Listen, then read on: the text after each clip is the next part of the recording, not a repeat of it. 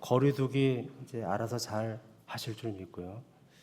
이제 1.5단계를 되면은 아까 물어봤더니 공간에 이제 수용 인원의 공간의 30%라고 합니다. 저희가 이제 일단 맥시멈 한 300명까지 잡고 그래서 충분히 이제 30%는 이제 될 것 같아서 이제 염려가 없고요. 그래서 하여튼 코로나19가 이렇게 쉽게 수그러들지 않을 것 같고요. 지금 현재 볼 때는 이제 먼저 같은 경우에는 어떤 한 특정 어떤 그런 단체나 이런 데서 많이 발생했지만 지금은 전반적으로 다 발생하기 때문에 너도 나도 다 조심하고 우리가 개인 방역에 최선을 다하면은 일단 우리 가정, 우리 공동체는 잘 지킬 수 있다고 생각합니다. 어려울 때일수록 더욱더 힘써 주시고 특별히 이럴 때일수록 저희가 이제 계속 예배를 쉬는 것이 아니고 지금 현재 저희가 드리는 예배는 그 모든 여러 가지 정부에서 시행한 것을 그대로 다 지키면서 하기 때문에 그대로 지금 예배를 다 진행할 것이고요. 그래서 오히려 정말 더 예배를 사모하시고 나오실 수 있도록 두 가지를 같이 다 잘하면 훨씬 더 좋다고 생각합니다. 오늘 말씀은 사도행전 5장 이제 중간의 말씀인데 사실은 사도행전을 저희가 이제 금요 은혜 시간에 먼저 코로나19가 이렇게 크게 되기 전에 같이 사도행전을 시작해서 테이프를 끊었죠. 그런데 이제 금요 은혜 시간을 내려놓게 되어서 부득이하게 쉬고 있었습니다. 그러다가 현재 지금 마가복음과 함께 지금 이 말씀을 강요하는 가운데 사도행전을 지금 여기에 같이 포함시키면 좋겠구나. 지금 현재 우리의 삶의 여정을 보게 되면 심히 참 곤고하고 어렵고 근데 이럴 때일수록 사도행전적인 역동적인 신앙의 추구가 필요합니다. 그래서 이 말씀을 같이 나누기를 원해서 이제 이전까지 나눴던 말씀 그 이후부터 시작하는 것이에요. 그렇지만 이제 제가 앞에 2장부터 간략하게 좀 지금까지 있었던 사건들을 조금 요약해 드리고 오늘 본문의 말씀을 이어서 그 다음에 계속 이렇게 이어서 나가겠습니다. 여러분 사도행전 2장을 보게 되면 성령의 강림 사건이 나오죠. 오순절 마가의 다락방에 임한 성령 강림 사건이 있습니다. 그것은 주님께서 약속하셨던 것이고 약속대로 주신 것이죠. 그러고 나서 이제 베드로가 이제 첫 번째 설교를 합니다. 그리고 드디어 신약 교회가 탄생하는 사건들이 이제 37절에서 47절에 나오죠. 성령 강림의 사건은 곧 교회 탄생을 뜻하는 것입니다. 베드로가 설교했을 때 놀랍게도 3,000명이 일시에 회개하고 예수를 믿게 되었고 그리고 믿는 자들이 거의 유무상통하는 일시적이지만요. 그런 초대교회 아름다운 모습의 역사가 나타난 사건이 2장에 있습니다. 그리고 이제 3장으로 오게 되면은 이제 주님이 승천하신 다음에 첫 번째 사도들을 통한 기적의 사건이죠. 40년 동안 한 번도 일어나 보지 않은 나면서부터 안진뱅이를 일으킨 사건이죠. 은과 금은 내게 없거니와 내가 내게 예수 그리스도의 이름으로 명하는데 일어나 걸어라 라고 얘기하죠. 그래서 그런 놀라운 사건을 통해서 이제 안진뱅이가 일어나게 됩니다. 그리고 베드로의 두 번째 설교가 이제 주어지게 되죠.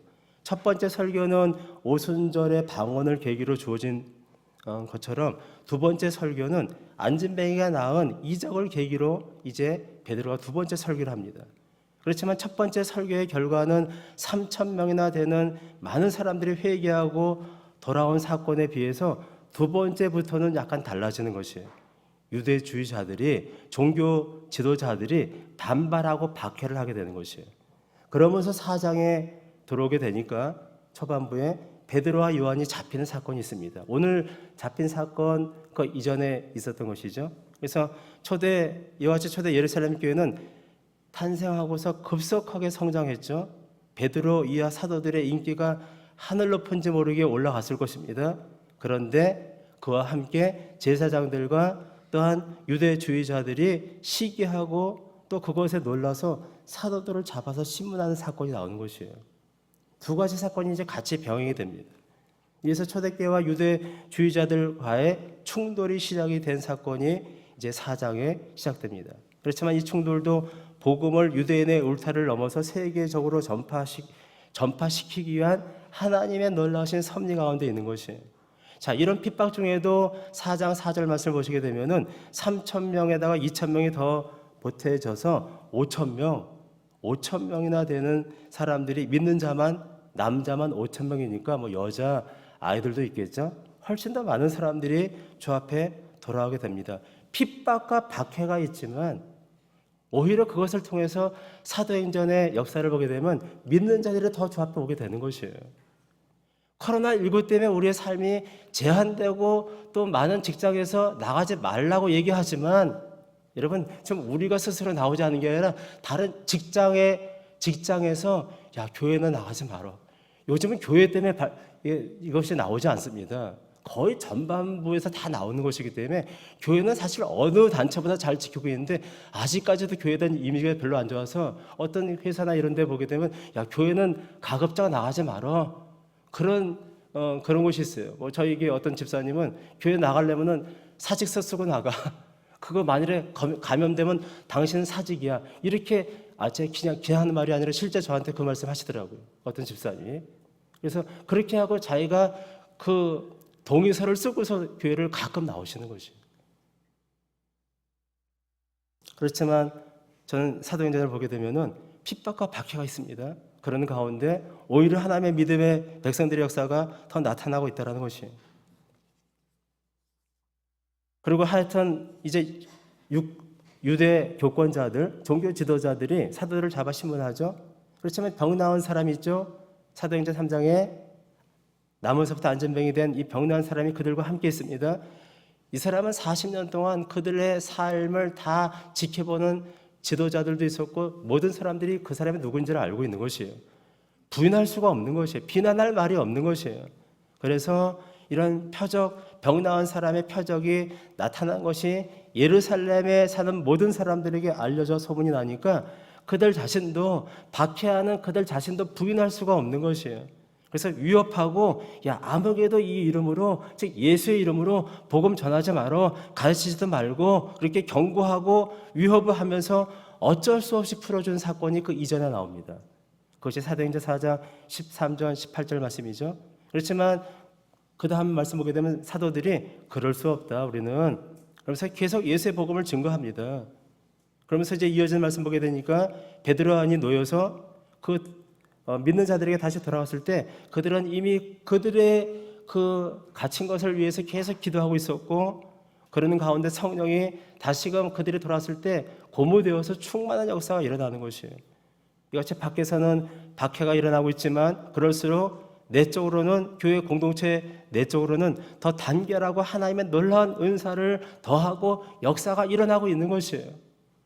코로나19 때문에 우리의 모든 삶이 제한되고 힘들지만 사도행전적인 역사를 우리가 맛보기 위해서는 우리 자신들이 더욱더 모이게 힘써야만 되는 것이에요. 목사님 지금 코로나 때문에 지금 더 모이게 흩어져야만 되는데 그것은 세상적인 얘기입니다. 방역에 최대한 힘쓰고 우리가 할 수 있는 최대한 그런 범위 내에서 모일 수 있는 것이에요. 충분히 모일 수 있는 것입니다. 그리고 사도행전 32절부터 4장 32절부터 보게 되면은 이제 초대교회가 유무상통하는 공동생활을 다시 한번 보여줍니다. 그리고 이런 공동체 삶의 모범을 바나바가 보여주죠. 바나바가 자신의 모든 전 재산을 다 저 앞에 바칩니다.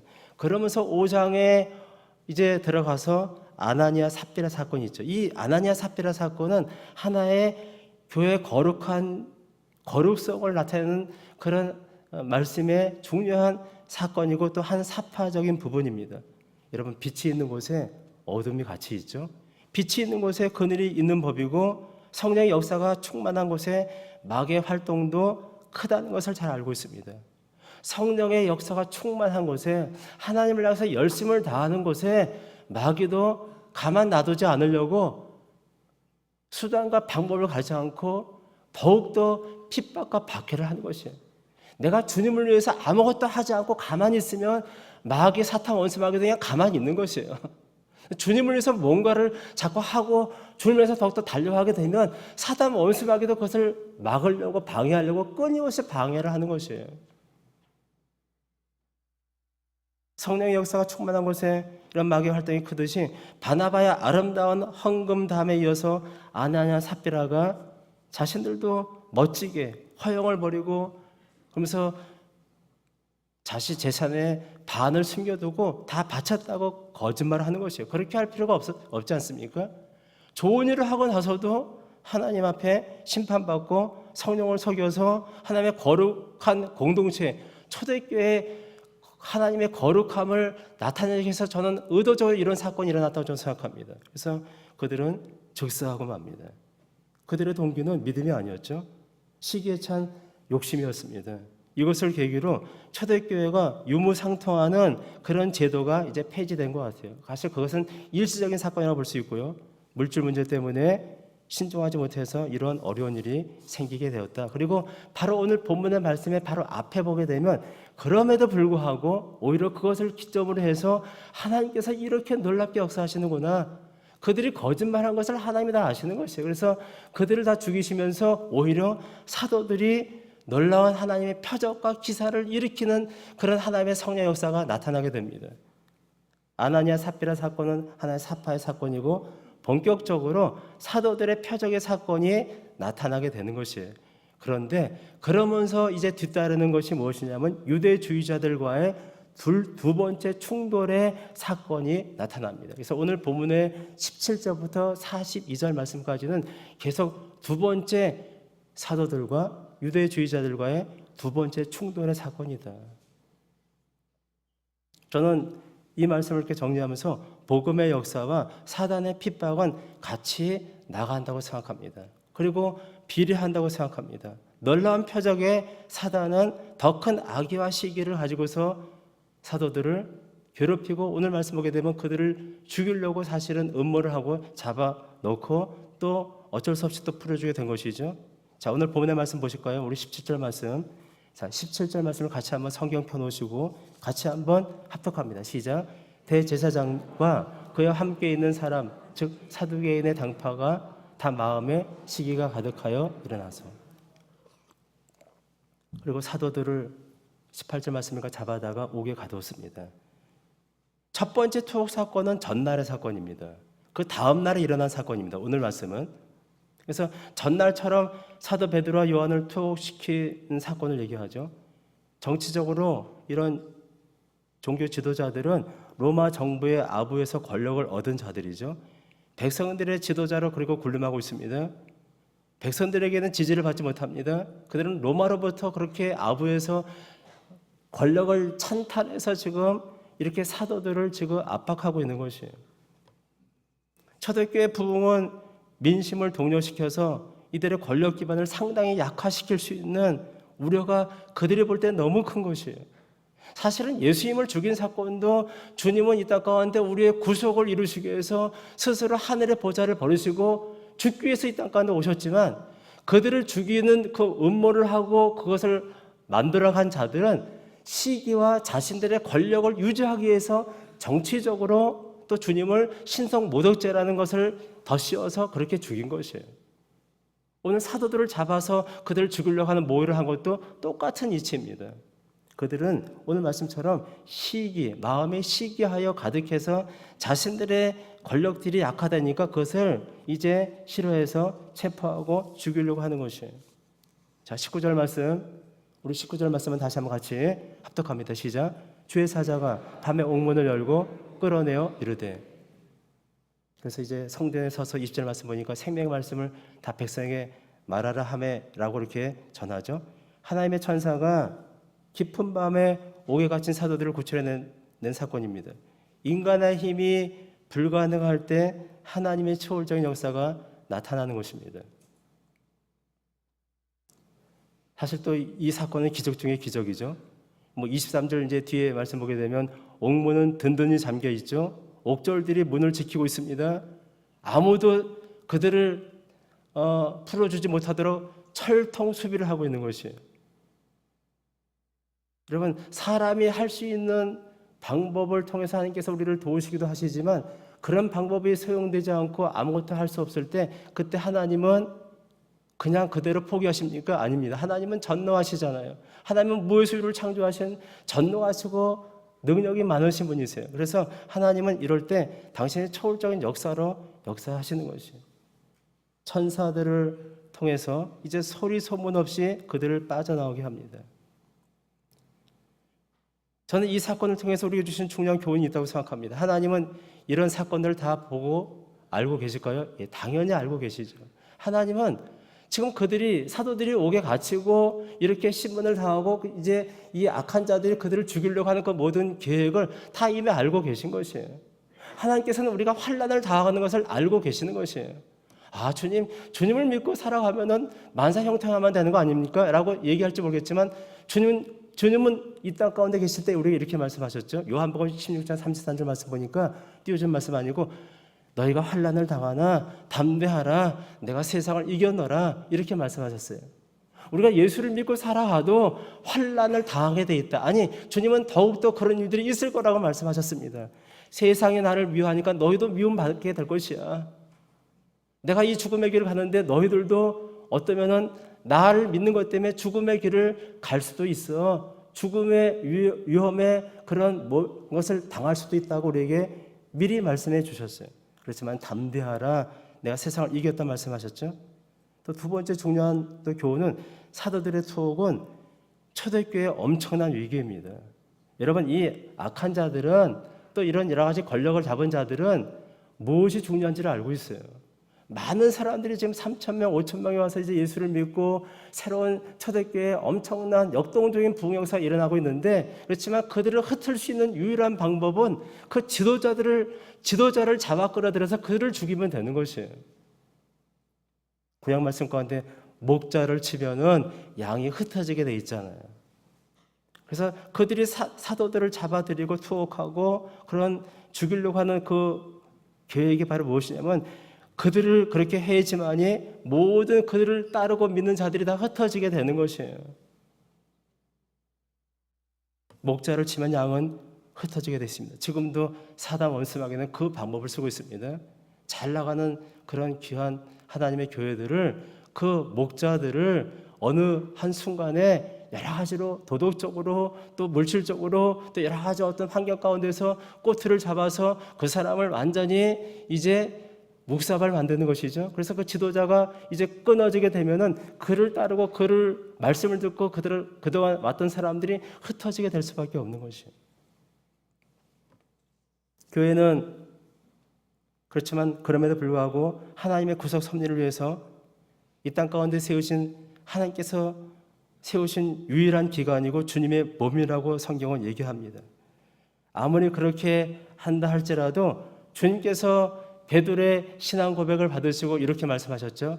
야, 음부의 권세가 이기지 못할 것이다. 이 신앙 고백 위에 베드로가 한 신앙 고백 위에 내 교회를 세운다 말씀하셨고, 그리고 또한 이 주님의 교회는 음부의 권세가 이기지 못할 것이라 말씀하셨습니다. 우리는 그 말씀을 잘 알고 있습니다. 주님께서 세우신 교회는 우리 교회가 아니고 내 교회라고 말씀하셨습니다. 그래서 얼마나 다행인지요. 우리같이 연약한 자들이 교회를 이뤄가는 것이 아니고 주님은 당신께서 피로 값주고 이 교회를 성도들의 헌신과 그들의 믿음을 통해서 불러들이셔서 교회를 세워주신 것이에요. 주님의 교회인 것이에요. 주님이 내 교회라고 말씀하셨고 음부의 권세가 이기지 못할 것이라 말씀하셨습니다. 주님은 교회가 위기에 처할 때 다양한 방법들을 통해서 당연히 구원하십니다. 사람을 통해서 하시죠. 때로는 물질을 통해서 구원하실 수도 있습니다. 그렇지만 사람의 힘도 물질의 힘도 어찌할 수 없을 때 하나님은 오늘 이와 같이 초월적인 천사를 통해서 역사하시는 것이에요. 그러므로 교회가 핍박을 당하고 문제를 당한다 할지라도 도저히 우리의 힘으로 해결할 수 없는 위기를 맞이한다 할지라도 걱정할 필요가 없는 것이에요.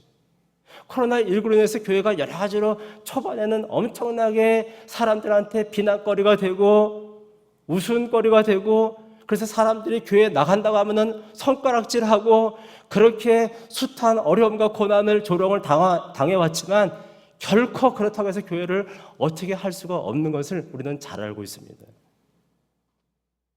왜냐? 주님은 오늘 말씀처럼 이렇게 핍박을 당할 때 천사를 통해서 사도들을 건져내셨습니다. 하나님께서 하시려면은 무엇이든지 하실 수가 있는 것이. 우리는 아직 이런 위기를 당하지 않았습니다. 그렇지만 교회가 주 앞에 더욱더 가까이 나가고자 한다면 더 큰 핍박과 환란이 닥치게 될 것이고, 그렇지만 그럴지라도 오늘 사도행전의 이 말씀을 상고하면서 우리가 그래, 하나님께서 그때 천사를 통해서 그들을 건져내 주셨지, 걱정하는 것이 아니고 문제는 무엇입니까? 우리를 압박하는 것이 문제입니까? 코로나19가 문제입니까? 문제는 그것이 아닌 것이에요. 문제는 이 모든 것을 주권적으로 섭리하시는 그 하나님에 대한 믿음을 잃은 것이 문제지, 코로나19가 문제가 아니고 우리 경제적인 지표가 문제가 아니고 그 어떤 것도 문제가 될 수 없습니다. 주님은 이스라엘 백성들을 취급할 때 10가지 재앙, 그거는 어떻게 할 수 없는 하나님만이 주는 놀라운 재앙들이죠. 그 재앙의 10번째 재앙의 바로는 무너지고 이제 그들을 내보내게 됩니다. 또 홍해가 갈라진 사건을 알고 계시죠? 하나님 백성들이 어찌할 수 없을 때 하나님은 이같이 초월적인 기적과 역사로 그들을 건져내시는 것이에요. 이 사건 이후에 사도행전 12장을 또 보게 되면은 야고보의 순교가 있고요. 또 베드로가 투옥돼서 또 베드로를 죽이려고 그렇게 할 때, 그때도 하나님은 정말 놀랍게 베드로를 천사를 통해서 또 건져내십니다. 바울과 실라가 복음을 증거하다가 빌립보 감옥에, 그 깊은 감옥에 사로잡혀 있을 때 하나님께서는 그들의 찬송소를 들으시고 옥문을, 지진을 열어서 옥문을 다 열리게 하고 기적적인 역사로 그들을 구출해 내셨습니다. 그렇기 때문에 우리가 세상이 우리를 핍박하거든 환난 가운데 교회가 닥친다 할지라도 낙심하지 말아야만 되는 것이, 우리 소망을 가지고 그때가 바로 주님을 만날 때이고 바로 그때가 하나님의 기적을 맛볼 때다. 지금도 하나님께서 기적을 베풀어 주시지만 아직은 아닌 것 같아요. 우리가 최선을 다해서 더 열심히 하면 되고, 그렇다고 해서 기적을 우리가 열심히 한다고 해서 제외시킨 건 아니고, 우리가 할 수 없을 때는 주님께서는 그때는 기적으로 역사하신다는 것이에요. 그러니까 우리가 어떠한 상황에서도 낙심하지 말아야 할 것을 우리에게 말씀하고 있는 것입니다. 자, 고린도후서 1장 8절에서 10절까지 말씀 좀 길지만 같이 한번 띄워주시고 같이 합독합니다. 시작. 형제들아, 우리가 아시아에서 당한 환난을 너희가 모르기를 원하지 아니하노니 힘에 겹도록 심한 고난을 당하여 살 처망까지 끊어지고, 우리는 우리 자신이 사형 선고를 받은 줄 알았으니 이는 우리로 자기를 의지하지 말고 오직 죽은 자를 다시 살리시는 하나님만 의지하게 하심이라. 10절도요. 그가 이같이 큰 사망에서 우리를 건지셨고 또 건지실 것이며 이후에도 건지시기를 그에게 바라노라. 지금까지도 건지셨고 앞으로도 건져주실 것을 믿고 바울이 고백하고 있는 것이죠. 자, 21절 말씀 보게 되면 이런 말씀이 있습니다. 오늘 본문에 다시 말씀 들어와서 그들이 듣고 새벽에 성전에 들어가서 가르치더니 라는 말씀이 있죠. 여러분, 그 당시에 새벽 예배가 새벽 예배를 드린 것이 아니고 여러 가지 문헌을 보게 되면 그 당시 성전 문은 새벽에 그렇게 예배를 드리고자 하는 사람들이 있었기 때문에 새벽부터 개방을 했다고 알고 있습니다. 사도들은 바로 그때를 기다렸다가 성전으로 가서 복음을 증거한 것이에요. 이것은 주님께서 천사를 통해서 명령하셨기 때문에 그렇게 한 것이죠. 제자들은 복음을 다시 전한다는 이유로 다시 투옥되고 재판을 받게 될 처지에 있을 수 있지만, 또 그들이 이렇게 잡히게 되면 생명을 잃을 수도 있지만 조만간에 그들은 그런 계획을 가지고서 죽이려고 했을 것이에요. 그렇지만 그런 전날에 또 투옥되다가 풀려난 사건을 아까 초반에 말씀드렸죠. 그때 어떤 조건을 달았죠? 야, 복음을 전하지 마라. 다시는 예수의 이름으로 전하지도 말고 가르치지도 말아야 돼 라는 조건을 갖고서 풀어줬는데 그 조건을 무시한 것이에요. 잡힐 것을 알면서도 멀리 도망가지도 않고 그 가까이 성전의 새벽에 거기서 복음을 증거하고 있는 것이에요. 왜 그랬을까요? 주님께서 명령하셨기 때문에. 목숨을 부지하고 거기서 구출됐다면 멀리 가서 은신처를 두고서 글로 도망갈 수도 있는데 그렇게 하지 않았다라는 것입니다. 왜냐? 그들에게는 이제 더 이상 사람들이 들어온 것이 아닙니다. 과거의 그들의 모습은 어땠습니까? 그들은 무서워서 주님이 잡히실 때 다 도망갔지만 이제는 그렇지 않습니다. 복음 전파에 수많은 대적들과 해방과 핍박과 오해와 그런 것이 따른다 할지라도 이제 사도들은 더 이상 그런 것에 연연하지 않습니다. 오히려 그들은 하나님 말씀만을 가지고 하나님께서 말씀하셨기 때문에 그 길을 간다고 담대하게 지금 이렇게 선포하고 그들에게 잡힐 것을 알고 또 26절 말씀 보게 되면 이제 잡히게 되죠.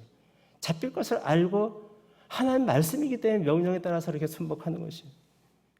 주님께서 항상 우리에게 그렇게 말씀하시는 전 않으신다고 생각합니다. 때로는 피하라고 말씀하실 때도 있습니다. 주님께서 아직 때가 되지 않으셨을 때는 가버나움 사역하실 때는 그들이 예수를 밀치렸을 때 주님은 유유히 거기를 피해 나가셨죠. 바울도 때로는 피할 때가 있었어요. 피하고 숨고 잠잠할 때가 있습니다. 항상 무조건 그냥 자기의 의로 그렇게 담대하게 나선다고 그렇게 하는 것은 결코 아닌 것입니다. 중요한 것은 분명한 하나님의 지시가 있을 때 명령이 있다면 우리는 언제 어디서나 복음의 증인의 사명을 감당해야만 될 것이고 때로는 순교도 우리에게 허락하시고 그것을 명령하신다면 우리는 그렇게까지라도 하면서 주 앞에 달려가야만 될 것입니다. 점점 이런 시대가 가까이 오고 있습니다. 우리의 믿음을 갖고 우리의 근본적인 정말 본질적인 믿음을 갖고 살아가기에는 점점 버겁게 되는 그런 시대가 점점 우리 시대 가운데 다가오고 있다는 것이에요.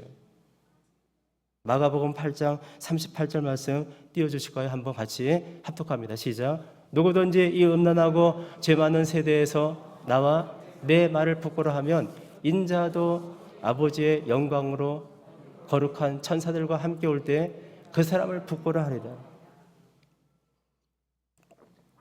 주님께서 그 사람을 부끄러워한다는 것은 그 사람이 주 앞에 갈 수 없다는 뜻입니다.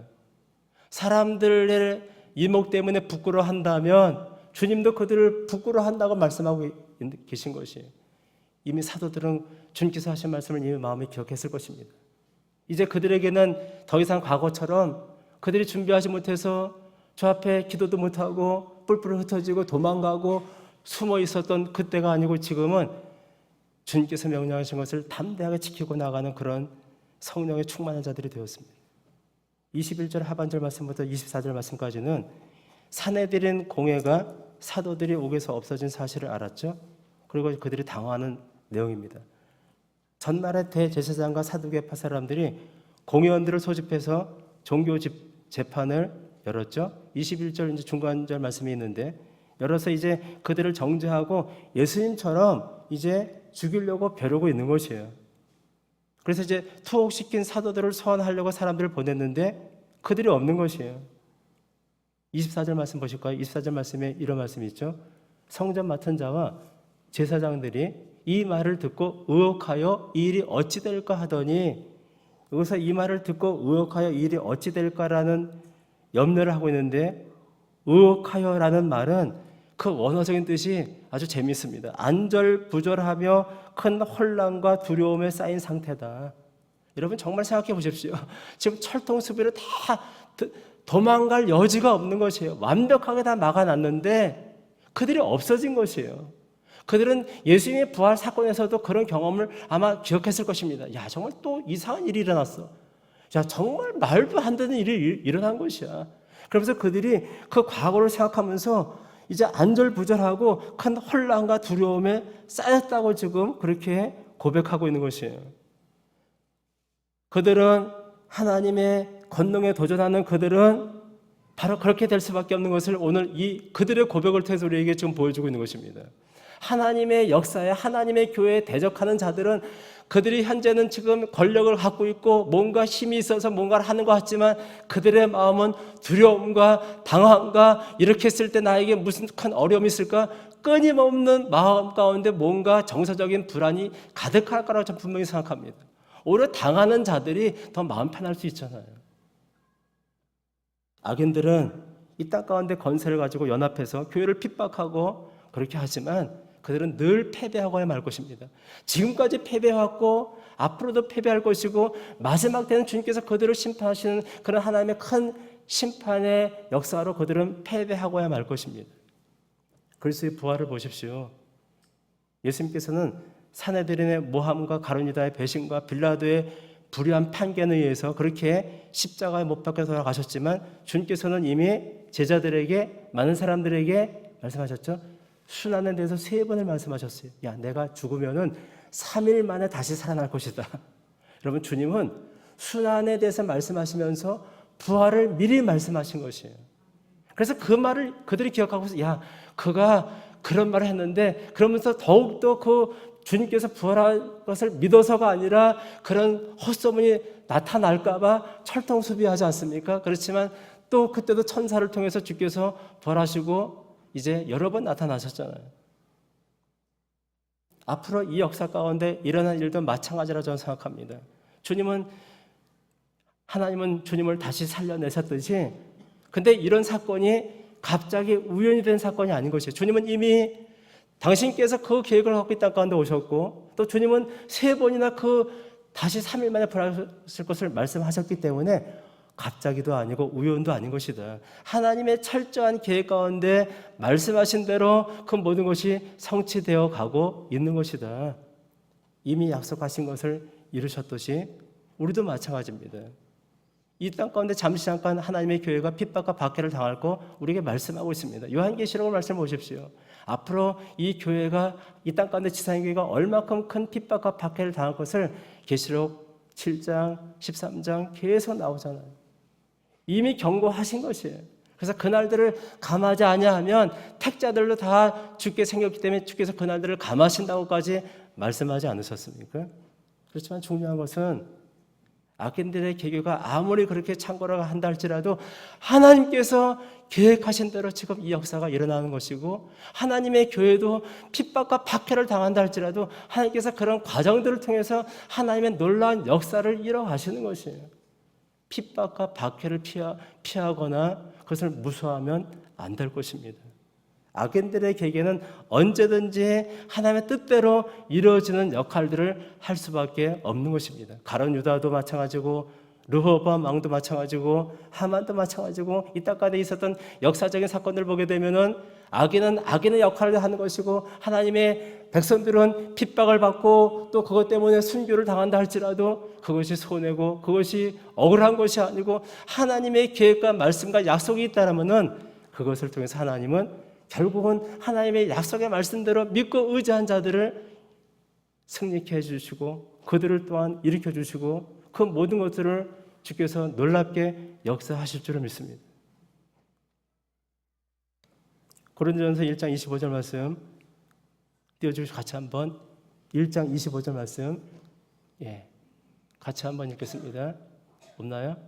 같이 한번 읽습니다. 시작. 하나님의 어리석음이 사람보다 지혜롭고 하나님의 약하심이 사람보다 강하니라. 우리가 하나님을 섬기고 살아가는 여정 가운데 이 세상의 악한 권세가 온 천지를 뒤덮고 교회의 힘은 너무 미미해서 느껴지지 않을 때가 있습니다. 온통 사탄 원수마귀가 악한 사단의 권세가 세상의 권력을 통해서 교회를 핍박하고 그래서 우리가 아무 힘도 없는 것 같이 보일 때가 있다는 것이죠. 그렇지만 그럴 때라도 아무 염려를 하지 말아야 될 것은 하나님의 계획 가운데 그 모든 것들이 이루어지고 있는 것이고 반드시 하나님은 악한 자들을 물리치시고 하나님의 택한 백성들을 다시금 일으켜 주셔서 그 모든 것들을 역전시켜 주실 것을 우리가 믿고 나가야만 될 줄을 믿습니다. 25절 말씀 보시게 되면 이런 말씀이죠. 사람이 와서 알리되 보소서 옥에 가뒀던 사람들이 성전에 서서 백성을 가르치다이다 하니, 자 26절 말씀 26절을 같이 한번 우리 합독합니다. 시작. 성전 맡은 자가 부하들과 같이 가서 그들을 잡아왔으나 강제로 못하면 백성들이 돌로 칠까 두려워함이더라. 여러분 이 말씀 보게 되면 사도들은 아까 말씀드렸죠. 멀리 피신하지도 않고 코앞에서 복음을 증거합니다. 그때 당연히 관속들을 보내서 사도들을 체포해 옵니다. 그렇죠? 금방 체포되죠. 그렇지만 이미 이 상황을 보게 되면 26절 말씀에 나오지만 강제로 하지 못했다고 얘기하죠. 백성들이 돌로 칠까 두려웠다. 여러분 사도들이 어떻게 풀려난 것을 다 얘기했을 것이고, 야 정말 하나님이 살아계셔.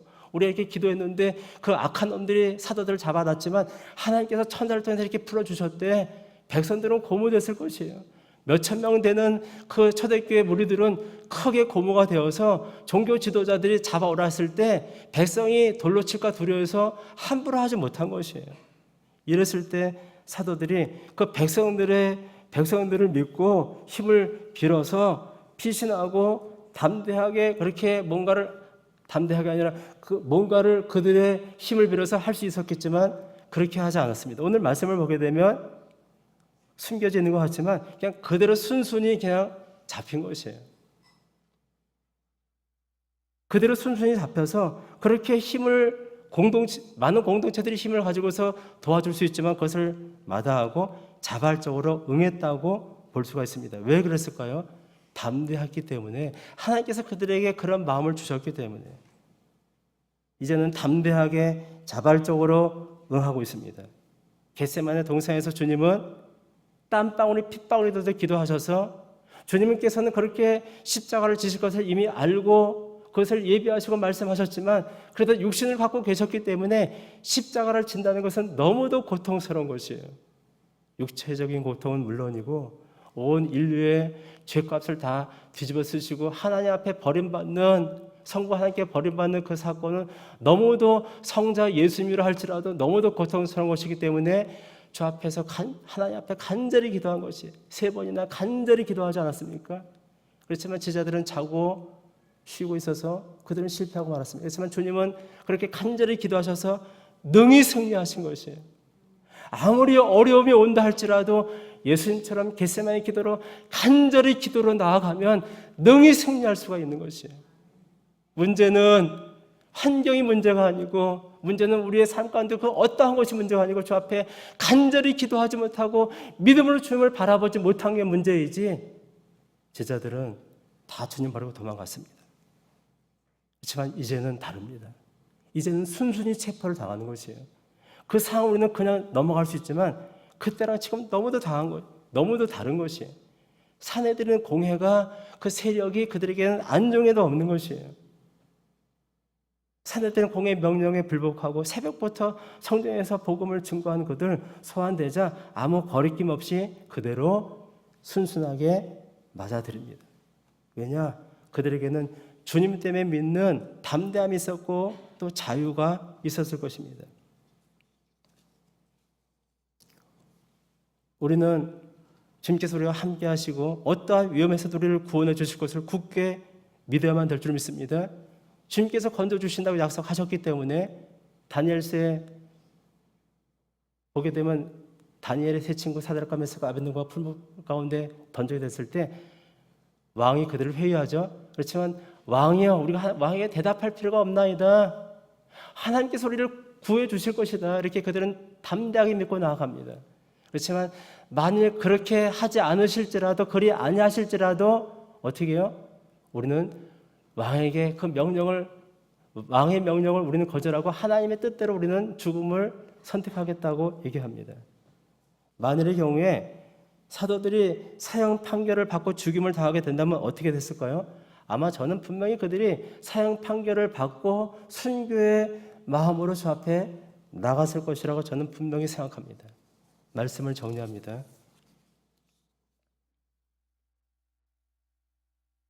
우리의 정체성을 깨닫지 못하면 안 될 줄 압니다. 우리는 나그네이고 안개이고 잠깐 있다 없어지는 그림자에 불과하다 말씀하고 있죠. 우리는 이미 구원받았고 이미 또 영화 구원을 향해서 달려가는 자들입니다. 믿음의 결국은 영혼 구원이라고 사도 베드로가 얘기하죠. 영혼의 구원만이 아니고 영화 구원, 우리의 믿음의 신앙의 추구는 이 땅이 아니란 말이죠. 더 나은 번향을 향해서 가는 믿음의 선제들처럼 우리는 순례자들이고 분명히 우리는 주 앞에 섰을 때 이제 부끄럽지 않은 구원으로 주 앞에 나가게 될 것입니다.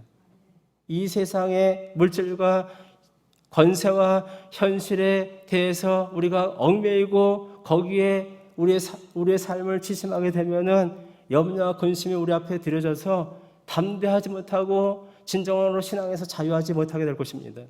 그런 자들은 오늘 26절 말씀처럼 사람들을 두려워하게 되는 것이고, 그렇지만 사도들은 오직 하나님만 두려워하는 것이고 하나님만 두려워할 때 능히 이 세상과 사람들을 능히 두려워하지 않고 승리하게 될 줄을 믿습니다. 신앙의 분명한 정체와 목적을 알고 구원의 확신을 갖고 있다면 시한번 종말론처럼 사는 것이 아니고 오히려 그것을 통해서 우리의 삶에 더욱더 충실하고 더 역동적인 삶으로 나아가는 우리 모두가 되게 하여 주실 줄 믿습니다. 오늘 이 말씀을 통해서 우리가 어떠한 어려움과 환난이 온다 할지라도, 어떠한 우리의 환경 가운데 어떤 어려움과 낙심들이 온다 할지라도 끝까지 믿음을 승리하는 우리 모두 되기를 주님의 이름으로 간절히 축원합니다.